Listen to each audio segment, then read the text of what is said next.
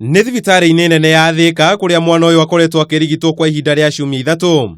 Nyina wa mwana ũyũ Jecinta Ndunge arauga atwarĩte mwana wake thibitarĩ thutha wa kũgĩa ũrugarĩ na agĩkorwo arĩ na mũrimũ wa pneumonia. No thutha wa thikũ 2 agĩthambia mwana wake akiona cindano mwiri-ini wake. Nikikuja huku nilikuwa nakuja ni kuala na kutapika na pneumonia. Sasa wakati alimaliza kama siku 3 hivi ndio nikiwa na mchange makojo nikasikia kitu inanidunga hapa hivi kwa mapacha yake. Sasa ndipo nikaita daktari, wakakuja wakamuona. Kukuja kumuona ilikuwa juu, hiyo ilikuwa juu kabisa. Sasa wakaulizana hii ni nini?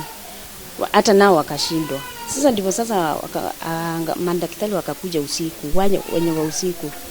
Kuja sasa moja ndiye alisema ataitoa juu ni nini.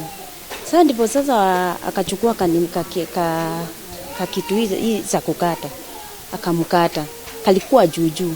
Akavinya hivi kakatoka.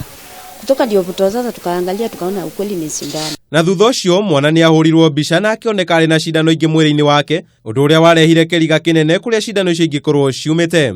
Ndagĩtarĩ nĩ mahotete kũruta cindano 13, no ĩmwe nĩ ĩtigarĩte ĩrĩa metereire mũtaaramu wa kũmĩruta. Na siku nyingine wakakuja wakamwangalia wakasema hata si moja ni mingi.